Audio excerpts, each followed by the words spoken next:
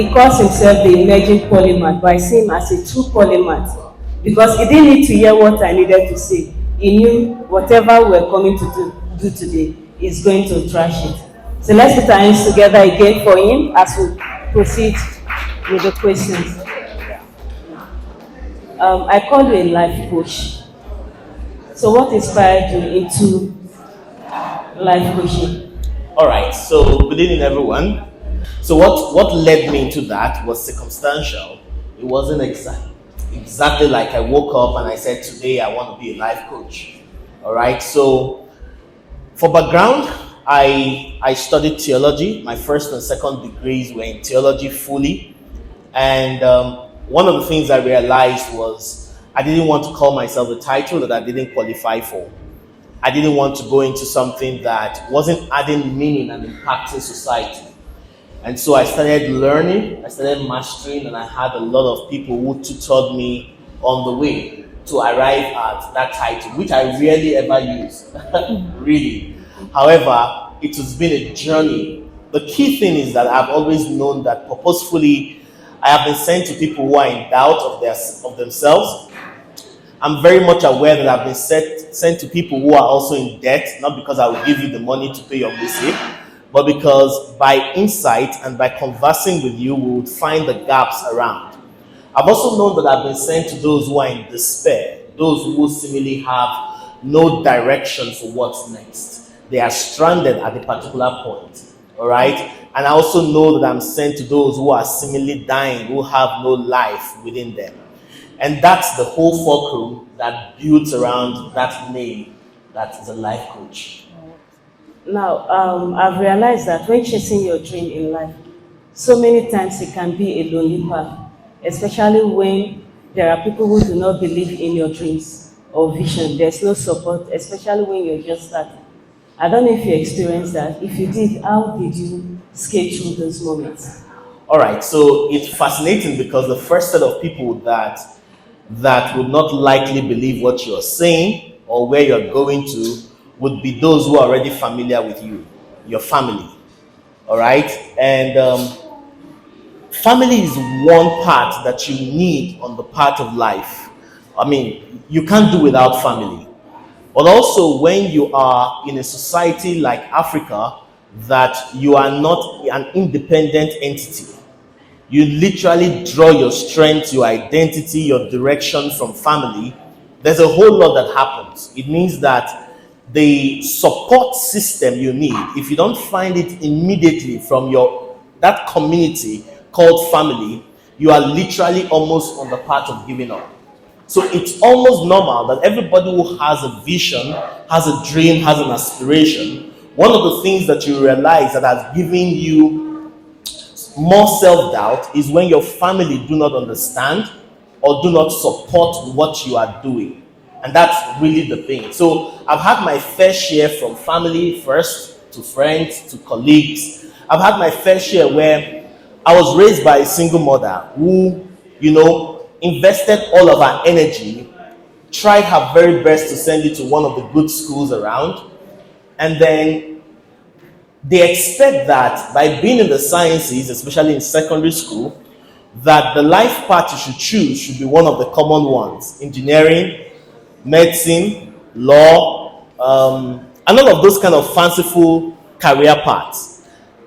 And then you come one day while studying the university and you say to your family, this path I'm on is not where I'm going to. It's not needed in my life. And I'm going to drop out to drop in. Do you understand? So nobody registers that. In Africa, you are literally on the path that your parents are making an investment and they should cash out one day. And it's good for them to cash out. Only for you to get to 300, 400 level and you say to them, this direction is not really my direction. I'm literally confident of this other direction. So there's a flip that happens around that you begin to fight internal battles, and the first external battle you will fight will be family not believing in you. But over the years, if you stay true, like Mrs. Anita spoke about, you're dedicated, you have integrity of heart, and you're focused, they will line up. Now, in the society we live in, especially for the youths who are just starting out, I realize that it's difficult for most youths to stay true to their dreams, especially when they see, like she said, you see successful people, you want to be like them, but you don't know what they had gone through before arriving at where they are. So, how do you stay true to your dreams? Okay, so quick answers. I'll try my best to give very quick answers going forward. One of the things that helps anybody that I've discovered is the law of community. All right, it's a law that helps people completely. That you literally cannot stand on your own, you cannot be isolated.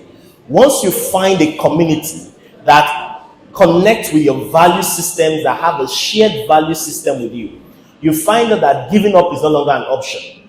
Case in point is, if you are in, or you are in school, you discover that if you have a particular group of friends who probably club, party, hang out, during exams, once there's an established focus, you don't relate with those communities. Am I correct? Anybody can attest? You will quickly find the people whom you know their notes are up to date, whom you know they go to class, whom you know that they can tutor you in that area. And for the sake of exam which is before you, you find that community to append yourself. Likewise, you walk into a military barracks. Nobody tells you not to step on the parade ground. It's an unwritten code. That environment, that community shapes you. That's how simple it is, that anything you want to pursue in life, once you identify the right community, you have gotten half of the job done already. All right, thank you so much. If you want to clap, clap, clap, clap, clap. All right. Now, as a child growing up, I was made to believe that when you go to a good school, you have good grades, you will land a good job. But in our society today, that's not the case. We have so many graduates on the streets who are truly looking for jobs but are not getting it. So how do you think they can be functional in society even without employment? Okay, that's quite tricky. The common strand that holds everybody that has come up stage here is that they have disrupted their narrative. All right, Mr. Tubechku disrupted the narrative of microbiology and no longer studying. By the way, my mother told me not to study microbiology because they end up being teachers. Sorry, that's just on a lighter note. So I really wanted to study microbiology, but my mother banned me because she felt I would be a teacher. Mrs. Anita too has moved on the strand of disruption. All right, look at this young man. It's all about disruption. So when people say that there are no jobs, first of all, we must accept it. There are no jobs anywhere waiting for you. But there is an equally true statement to that. That the jobs that are being made available now, you are most likely not qualified for them. Let me say that again slowly. The jobs that are being made available right now, you are most likely not qualified for them. It will require beyond school. School is important. All right? It will require beyond school for you to be equipped for the roles that are emerging in our world. Just in case you don't know, over the last 25 years, we are still backdated with the curriculum in most of our tertiary institutions for courses that are no longer relevant. None of them are relevant. All right? Some of them are still relevant, okay? But most of the courses we are studying are no longer relevant. Look at what AI is doing. Most people have not even come to terms with what AI is set to do in our world. So there's disruption happening. For those who will be qualified to meet up and stop saying the narrative of there is no job, you need to wake up to start preparing for the roles that will come and that are already here right now. Okay. Are we just watching? I don't know if you've learned something from it, especially for youth without jobs. Two questions for me. Is there any job you can actually recommend, regardless of what he's studying, that he can use to maybe fetch extra income? Okay, so again, that would boil down to the generalization wouldn't work. So what I would usually say in this instance would be to introspect on your skill set. Again, skill sets have evolved. The technical skills are not always as much in demand as your soft skill. There are lots of soft skills that you have developed. Case in point again, you live in a city like Jos.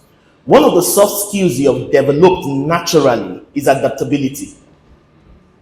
You must never write your CV and not add the fact that you can adapt to any situation. Why? We live in a city that you've been schooled by Hamfara. True or yes? Right? When there is an emergency in our city, a crisis, in the days it was recurrent, all right, and we thank God for lasting peace. One of the things that happened was that you found a way to adapt. And how you do one thing is how you literally do other things. The way you adapted in this city, the way you have adjusted to life in this city, has built a natural soft skill in you. It's not big English, it's the truth that you are adaptable and you're flexible. Nobody wakes up in the morning in Nigeria and tells you that by reading the news on May 29th that your fuel price is about to change. Yet we are adapting to it right now. Just by a statement from our president. We didn't protest. We are living. We've seen multiple changes in that figure. So you can't be in Nigeria, you can't be in the northern part of Nigeria and not add adaptation or adaptability and flexibility to your soft skill. What that simply means is, I've been on a campaign for people to move to LinkedIn. Why? The Middle East and Africa is literally only 60 million people on LinkedIn. And guess what? LinkedIn applications on LinkedIn, in every 1 minute, 6 people get a job on LinkedIn. But what recruiters are looking for on LinkedIn is mostly even your soft skill. But how many of you will literally use the LinkedIn? You will not. So as a student, your soft skills that you've developed over the years, if you hone your LinkedIn profile, for instance, you are able to attract roles while in Nigeria just by being on LinkedIn, because they are looking for you with that adaptability, with that flexibility. I coach people across Europe, and people say, I'm stressed out. My boss is talking to me in a way I don't like. Can we get a coach? And they don't come to work. My mental health is at stake. We recently learned mental health in this side of the world. We didn't know about it. So employers of labor don't want to even employ people technically who will not be stable on the road. Who will seek for paternal leave, maternal leave, menstrual leave, sister leave, every kind of leave on the job. You have it naturally. That's just part of the things I can tell you. Does that help more people broadly? Yes, it does. All right, thank you so much. So soft skills are really skills that, the best way to put it, are things that you probably didn't learn in the four walls of the school. You learned them informally.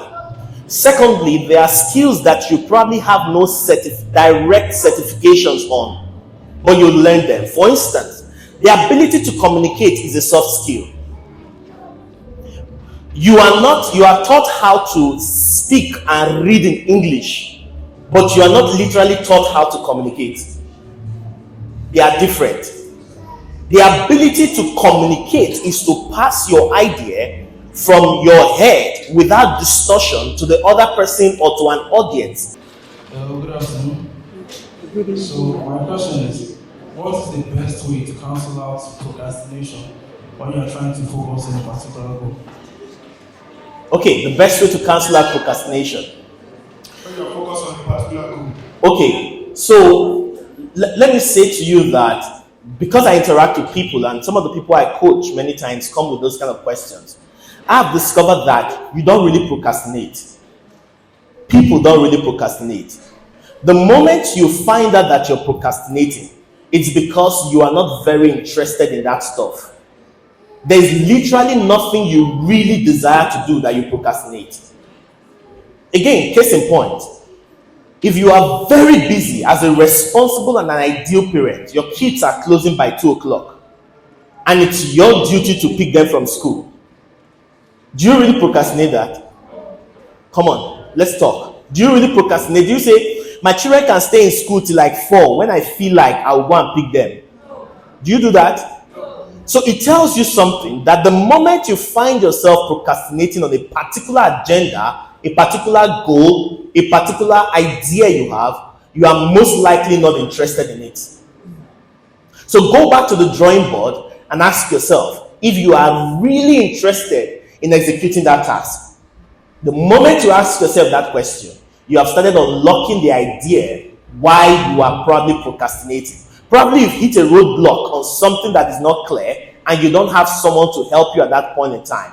So rather than ask for help, you are delaying asking for help, and that's delaying your accomplishment of that role. So really, before you slam yourself that you are procrastinating, the first question to ask is, am I really interested in this stuff? If your friend invites you to their house and you really did not want to go, you start looking for all the kind of narratives around. Today I'm going to work, I'm going to church, I'm coming to Rhoda show. Time no day. The real deal is what? You didn't want to go.